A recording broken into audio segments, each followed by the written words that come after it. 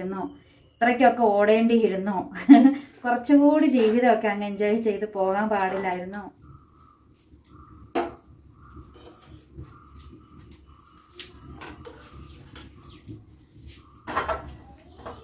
പിന്നെ ഞാൻ എല്ലാവരെയും ആഗ്രഹിക്കുന്നു.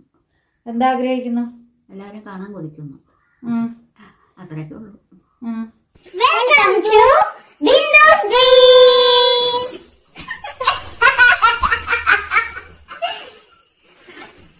ഹായ്, വിൻഡോസ് ഡ്രീംസിലേക്ക് എല്ലാ കൂട്ടുകാർക്കും സ്വാഗതം. ഞങ്ങൾ രണ്ടുപേരും കൂടി വീണ്ടും വന്നിട്ടുണ്ടേ. ഞങ്ങൾ രാവിലത്തെ അടുക്കളപ്പണിക്ക് വന്നേക്കുന്നതാണ് കേട്ടോ. ഇന്ന് ക്ലാസ് ഒന്നും ഇല്ലാത്തതുകൊണ്ട് നമ്മൾ താമസിച്ചാണ് എഴുന്നേറ്റത്. അന്ന് പള്ളിയിലൊന്നും പോയുമില്ല.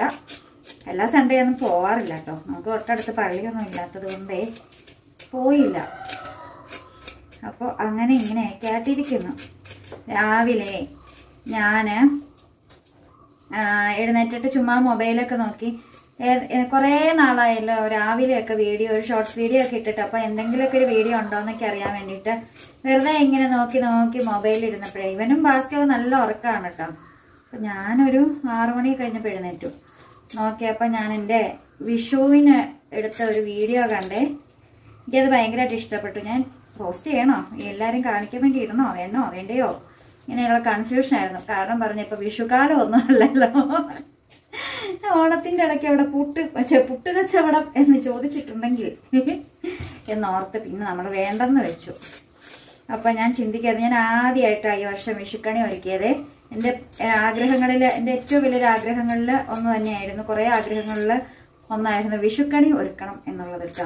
അപ്പോൾ കൂട്ടുകാരും സോഷ്യൽ മീഡിയയിലും ഒക്കെ വിഷുവിൻ്റെ സമയത്ത് ഇങ്ങനെ വിഷുക്കണി ഒരുക്കുന്നത് കാണുമ്പം എനിക്ക് ഭയങ്കര വിഷമമായിരുന്നു കേട്ടോ, എനിക്ക് ഒരുക്കാൻ സാധിക്കാത്തതിൽ. കാരണം ഇവിടെ കൃഷ്ണ ഭഗവാന്റെ വിഗ്രഹം ഇല്ല എന്നത് തന്നെയായിരുന്നു സങ്കടം. ഒരു കുഞ്ഞ് കാണാൻ എൻ്റെ കയ്യിലുണ്ടായിരുന്നു, ഇവനത് ഒടിച്ച് കളഞ്ഞു. മേലെ ഞാനത് വെച്ചൊക്കെ ഒരുക്കിയാണ്. നല്ല രസമായിരുന്നു അത് കാണാനായിട്ട്. ഞാൻ ചെറുപ്പത്തിലല്ല കേട്ടോ, ഞാൻ ഡിഗ്രിയൊക്കെ കഴിഞ്ഞപ്പം വെറുതെ ഇങ്ങനെ പോയപ്പോൾ കൂത്താട്ടുകുളത്ത് ഒരു പള്ളിയുണ്ട് കേട്ടോ.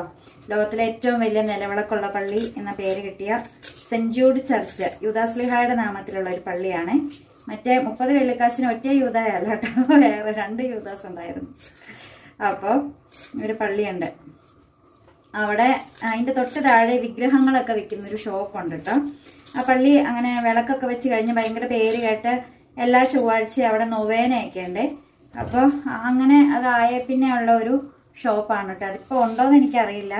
ഞാൻ വെറുതെ ആ ഷോപ്പിൽ ഇങ്ങനെ വിഗ്രഹങ്ങളൊക്കെ ഇരിക്കുന്നത് കണ്ട് കയറി. അപ്പോൾ കൂടുതലും ക്രിസ്ത്യൻസ് രൂപങ്ങളായിരുന്നു കേട്ടോ ഉള്ളത്.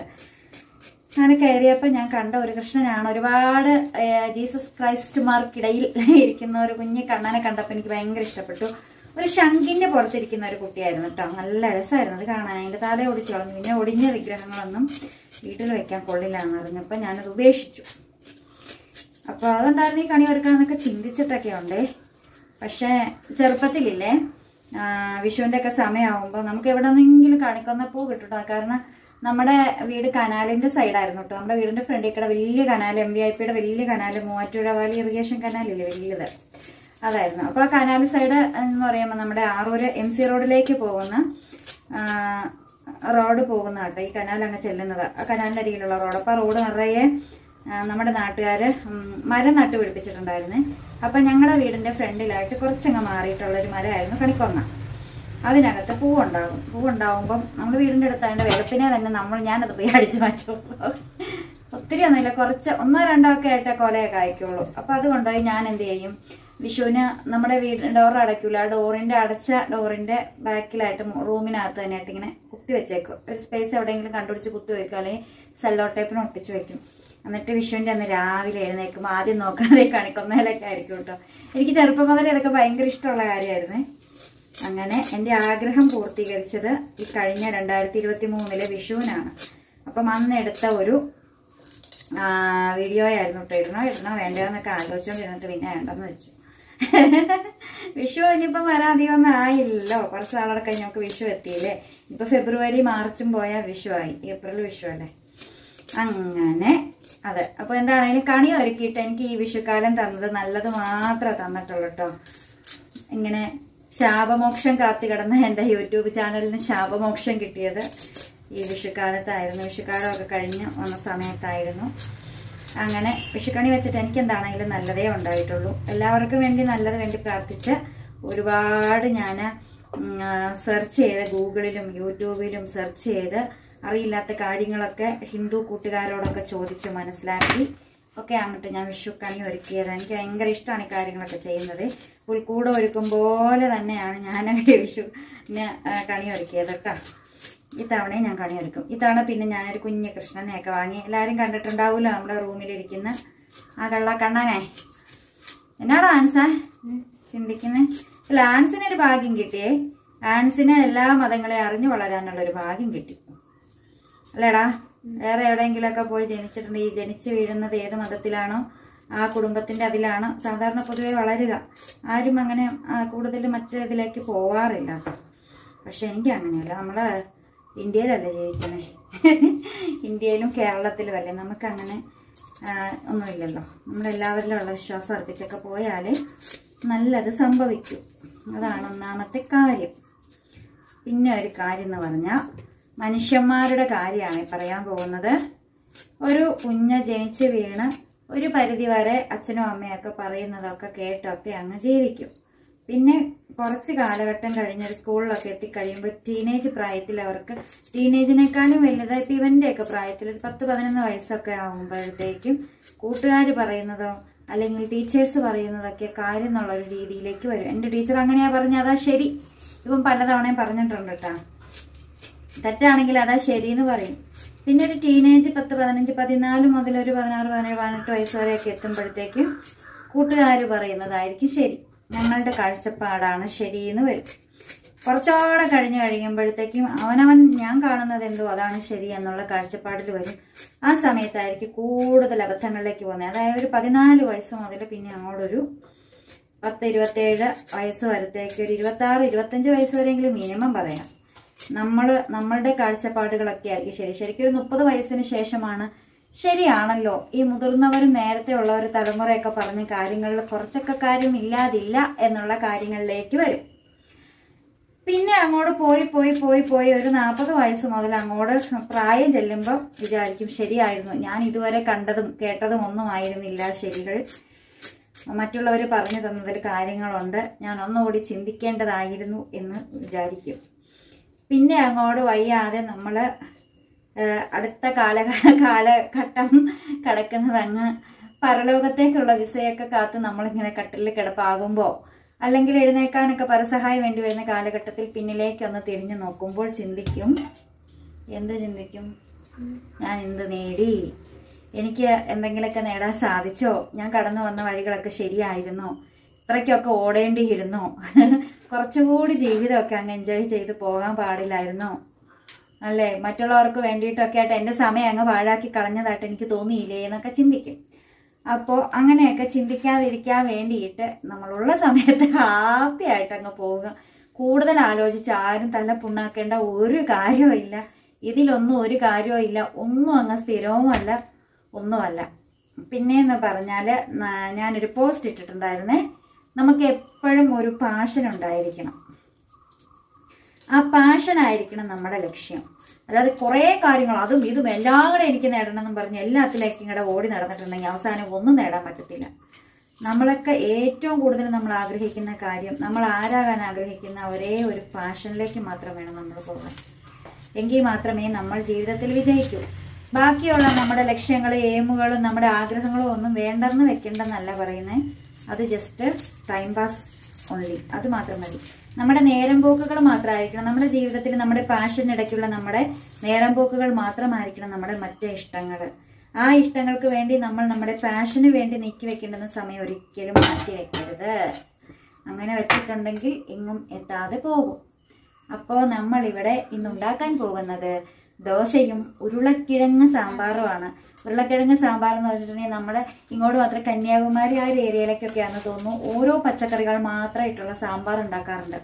ഉരുളക്കിഴങ്ങ് സാമ്പാറിൻ്റെ റെസിപ്പി ഞാൻ നേരത്തെ ഷോർട്സ് വീഡിയോയിൽ ഇട്ടിട്ടുണ്ട്. വേറെ ഒന്നുമില്ല, നമ്മൾ പരിപ്പ് വേവിക്കുക, ഉരുളക്കിഴങ്ങും സവോളയും കഷ്ണങ്ങളാക്കി അതിനകത്തേക്ക് ഇടുക, വേവിക്കുക. പരിപ്പും ഇതും കൂടെ ഒരുമിച്ച് വെച്ചാൽ ചിലപ്പോൾ പരിപ്പ് ശരിക്കും വെന്തെന്ന് വരത്തില്ല. ഇതിനകത്ത് ഒറ്റ പച്ചക്കറിക്ക് പരിപ്പ് ശരിക്കും വെന്ത് കുഴയണം കേട്ടോ, ശരിക്കും വേണം, ആ കഷ്ണമായിട്ട് കിടക്കാനേ പാടില്ല.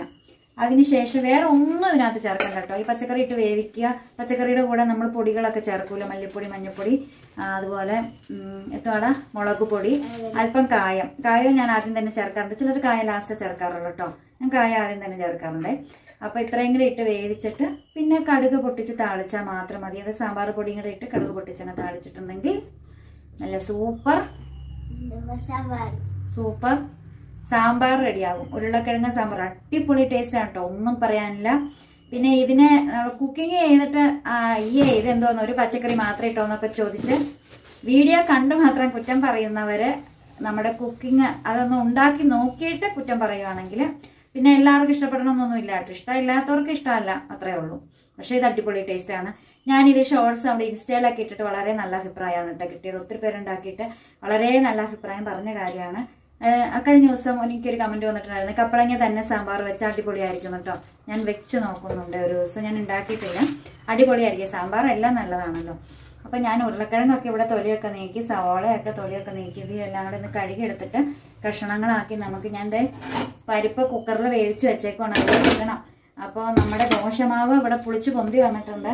ഇഡ്ഡലി പരുവത്തിലാണ് ഞാൻ മാവ് ഉണ്ടാക്കി. അപ്പോൾ ഇഡ്ഡലിയും ദോശ എല്ലാം കൂടി നമുക്ക് ഉണ്ടാക്കി ഇരുന്ന് കഴിക്കാം. അപ്പോൾ ആദ്യം നമ്മൾ കറി ഉണ്ടാക്കി വെച്ചാൽ ഇതിങ്ങനെ ചുടുന്ന വഴി ഞം ഞം ഞം അടിക്കാം. അപ്പം ഞാനിതൊക്കെ കഴുകിയിട്ട് വരാം.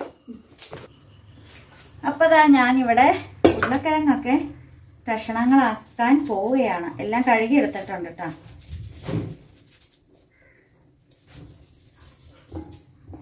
എനിക്ക് സാമ്പാർ ഭയങ്കര ഇഷ്ടമുള്ള കാര്യമാണ്.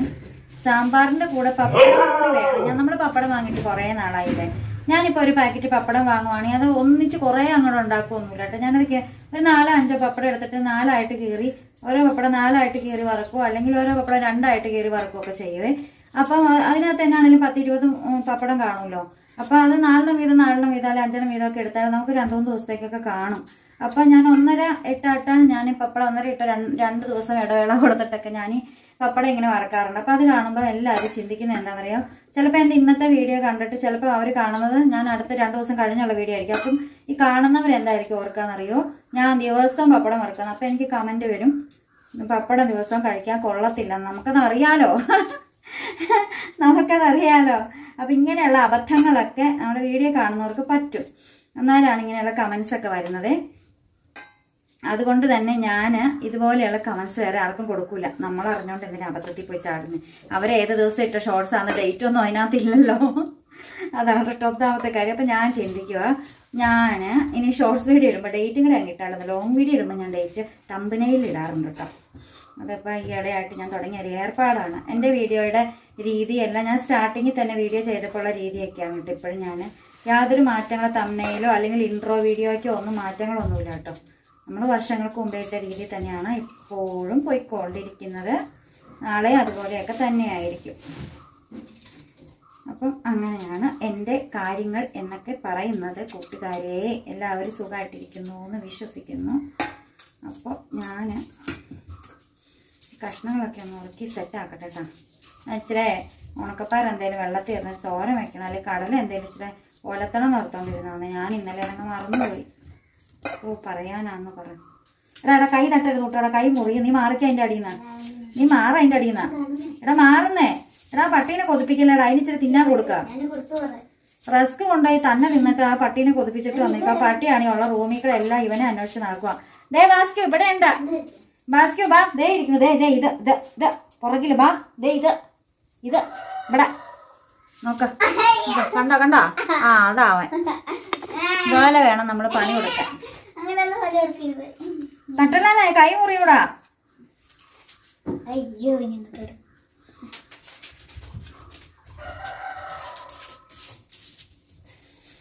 കണ്ണേ കലൈമാനി കണ്ണേ കലൈമാനി.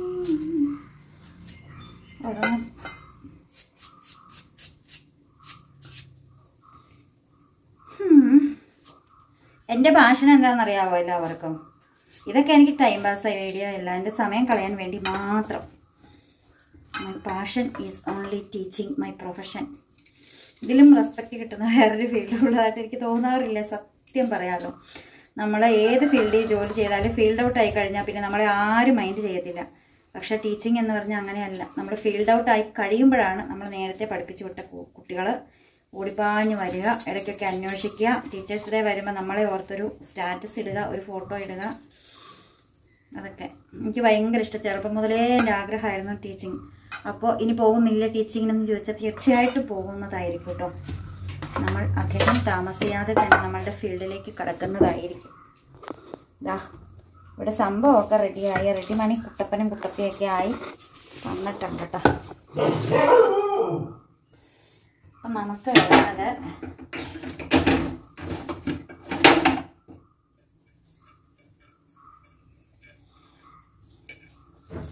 നമ്മുടെ പരിപ്പ് ഇവിടെ വെന്ത് ശരിക്കും ഉടഞ്ഞിട്ടുണ്ടേ. എന്ത് പാട് പെട്ടെന്നറിയുമോ? ആ പരിപ്പിൻ്റെ കഷ്ണങ്ങളെല്ലാം ഇറക്കിയിട്ട് നമുക്ക് എന്ത് ചെയ്യാം? വെള്ളമൊക്കെ ഒഴിച്ച്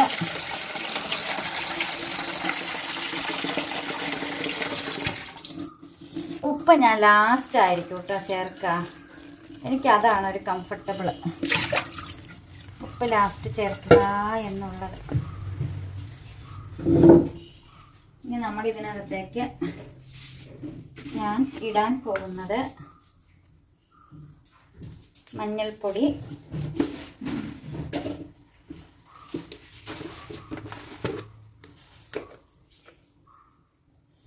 മല്ലിപ്പൊടി,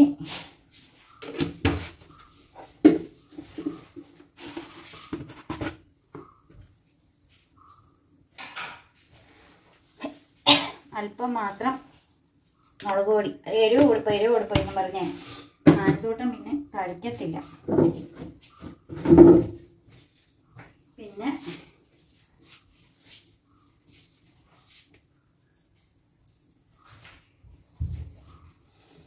കായട്ട. എനിക്ക് എന്നാന്നറിയില്ല, എനിക്ക് കായം ഭയങ്കര ഇഷ്ടമാണ്.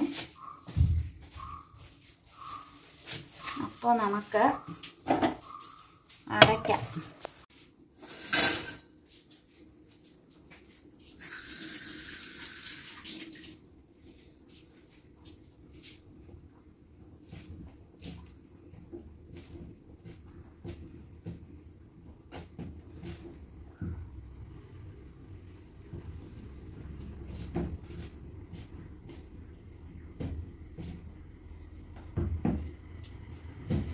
നമ്മുടെ മാവിലെ ഉപ്പ് ചേർത്ത് ഇളക്കിട്ടോ കുറച്ച് ഇഡ്ഡലി ഉണ്ടാക്കാം ആദ്യം.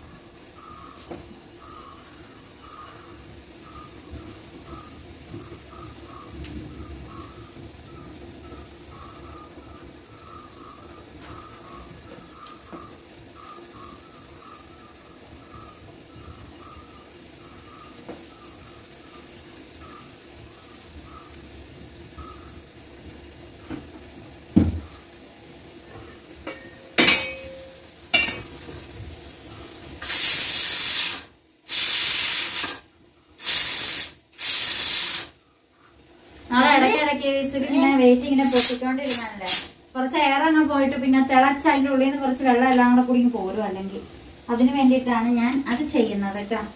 ഇഡ്ഡലി എടുക്കാനുള്ള പാത്രം ഇവിടെ റെഡി ആയിട്ടുണ്ടേ. പിന്നെ ബാക്കിയെല്ലാം റെഡിയാക്കി വെച്ചേക്കുവാണ് കേട്ടോ. അതായത് സാമ്പാറിന് കടുക് പൊട്ടിക്കാനുള്ളത് അങ്ങനെയല്ല.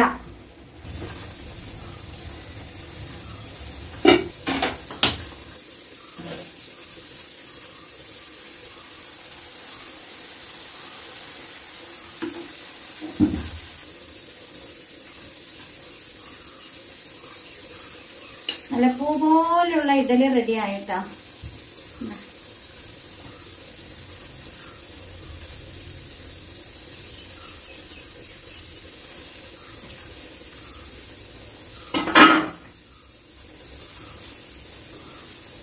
ഒരു ചെറിയ ഗ്ലാസ്സിന് അരിയാണ് കേട്ടോ എടുത്തത്. അപ്പൊ എന്നോട് അതിന്റെ മെഷർമെന്റ് ചോദിച്ചിട്ടുണ്ടായിരുന്നു എത്ര ക്വാണ്ടിറ്റിയിൽ എടുക്കുന്നതെന്നൊക്കെ. ഞാൻ ഒരു ഗ്ലാസ് അരിക്ക് 1/2 ഗ്ലാസ് ഉഴുന്നാണ് എടുത്തത്. ശരിക്കും 2 ഗ്ലാസ് അരിക്ക് 1 ഗ്ലാസ് ഉഴുന്നാണ് കണക്കിട്ടാ. അതാണ് ശരി കണക്ക്. അപ്പൊ 1 ഗ്ലാസ് അരി എടുത്തപ്പോൾ 1/2 ഗ്ലാസ് ഉഴുന്നെടുത്തു. ഒരു നുള്ള ഉലുവ കൂടി ചേർത്ത് കുതിർത്തിട്ടാണ് ഒരു ഇത്രയും ചോറ് കൂടി ചേർത്തിട്ട് സ്മൂത്ത്നെസ് കിട്ടാൻ വേണ്ടിയിട്ട്, ഒരു സോഫ്റ്റ്നെസ് ഒക്കെ കിട്ടാൻ വേണ്ടിയിട്ട്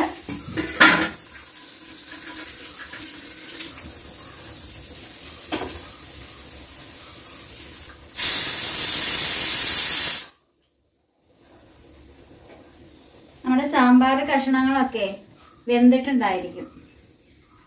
നമുക്ക് കടുക് പൊട്ടിക്കാൻ നേരം കൊണ്ട് ഞാൻ ദോശ ചുടട്ടെ കേട്ടോ.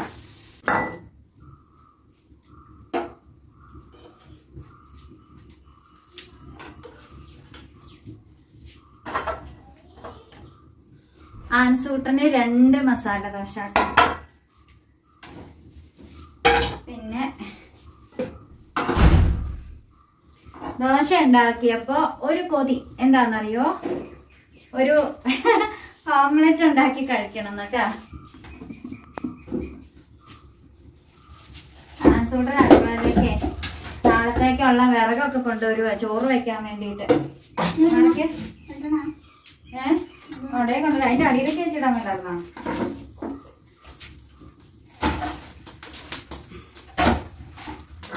മസാല ദോശ ഉണ്ടാക്കിട്ടാ സാമ്പാറൊക്കെ ഉണ്ടാക്കട്ടെ. ആ സാമ്പാർ ഉണ്ടാക്കി കടുക് പൊട്ടിച്ചിട്ടില്ല. സാമ്പാറാണ് കടുക് പൊട്ടിച്ചിട്ടില്ലാന്ന്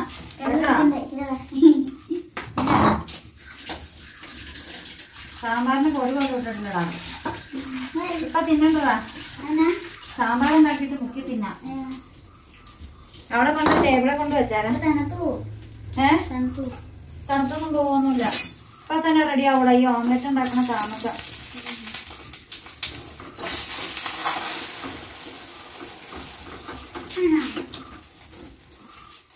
ഇത് ദോശ ഉണ്ടാക്കിയപ്പോ അതിന്റെ കൂടെ ഒരു ഓംലെറ്റ് ഉണ്ടാക്കി കഴിക്കാൻ തോന്നും.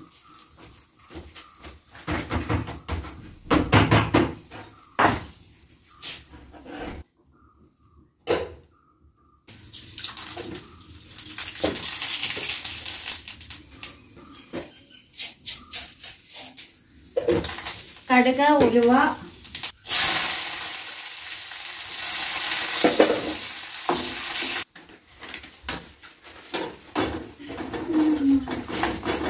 ചേർക്കുന്നതായിരിക്കും.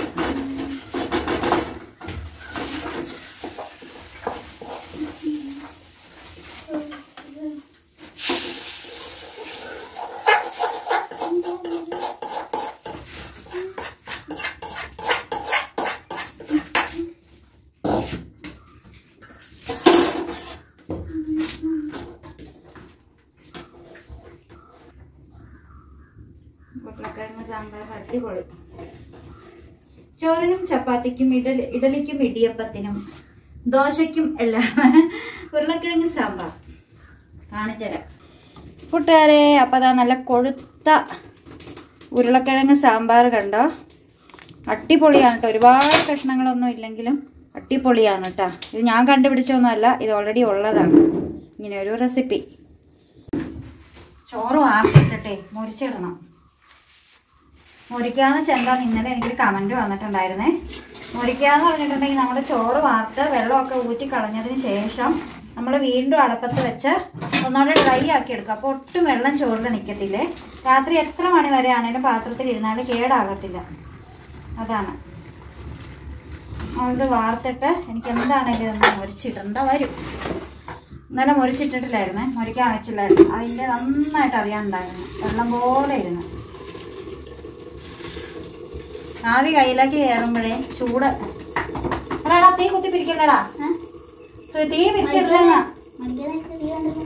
ആ തീ വേണം. നീ അങ്ങ് ഇട്ടായിരുന്നു. നീ എന്നാ ഈ കാണിക്കുന്നേ? നീ പൊക്കെ തീ പണിയാതെ.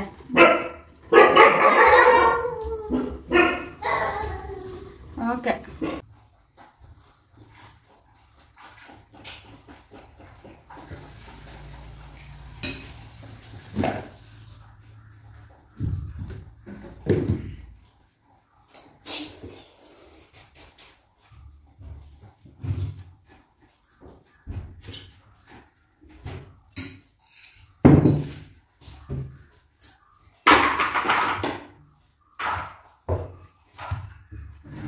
ഇതിന്റെ ഉള്ളു നോക്കണം.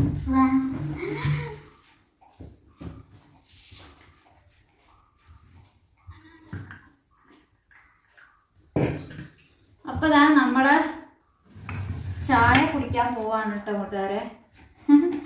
ബ്രേക്ക്ഫാസ്റ്റ് കഴിക്കുവാണ്. ഇഷ്ടമാണ് അങ്ങനെ.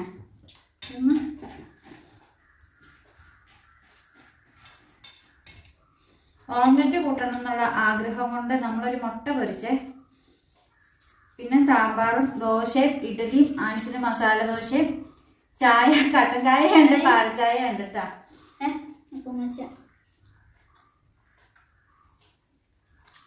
അടിപൊളി. അപ്പൊ നമ്മള് കഴിച്ചിട്ടൊക്കെ വരാവേ.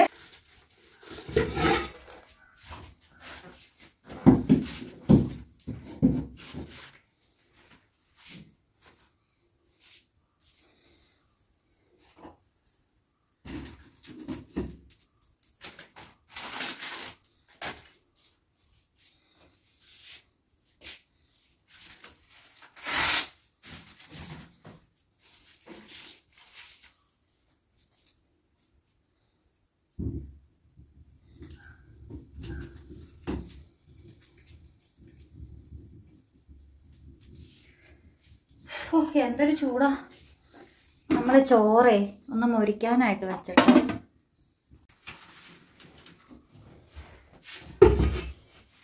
അപ്പൊ നമ്മുടെ ചോറ് മൊരിച്ചെടുത്തു.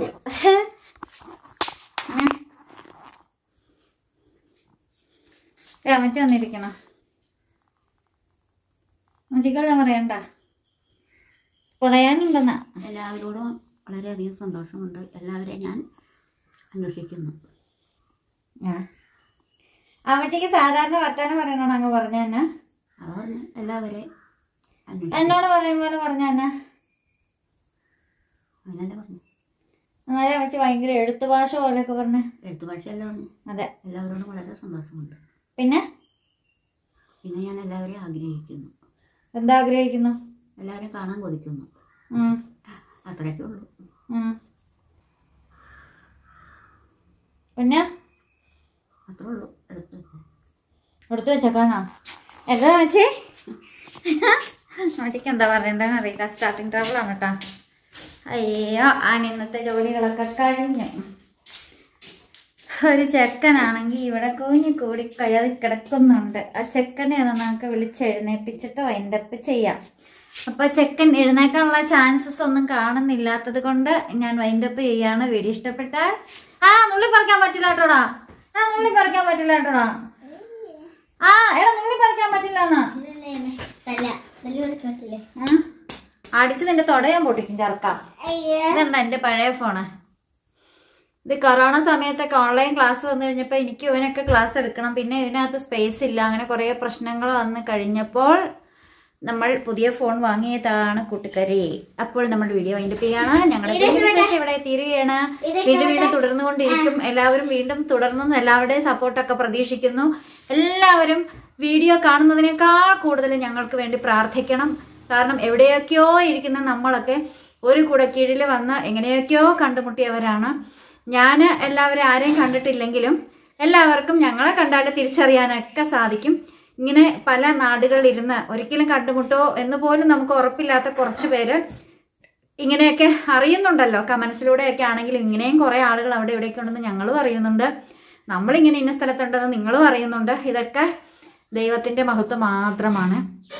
അപ്പം നിങ്ങളുടെയൊക്കെ പ്രാർത്ഥന കിട്ടുന്നതാണ് ഞങ്ങൾക്ക് ഏറ്റവും സന്തോഷം. ഞങ്ങൾക്ക് അത് വലിയൊരു അനുഗ്രഹമായിരിക്കും. എന്തെങ്കിലുമൊക്കെ ജീവിതത്തിൽ തടസ്സങ്ങളൊക്കെ ഉണ്ടെങ്കിൽ കുറേ ആളുകളുടെ പ്രാർത്ഥന മനസ്സ് ഉരുകിയുള്ള നിങ്ങളുടെ പ്രാർത്ഥനയിൽ ഞങ്ങളുടെ പേര് കൂടി ഓർക്കുമ്പോൾ അത് ഞങ്ങൾക്ക് ഏറ്റവും വലിയ അനുഗ്രഹമായിരിക്കും. അപ്പോൾ നമ്മൾ വീഡിയോ വൈൻഡപ്പ് ചെയ്യട്ടെ. വീഡിയോ ഇഷ്ടപ്പെട്ടാൽ ലൈക്ക് ചെയ്യുക, ലൈക്ക് ചെയ്യുക, ഷെയർ ചെയ്യുക, കമന്റ് ചെയ്യുക, പിന്നെ സബ്സ്ക്രൈബ് ചെയ്യുക.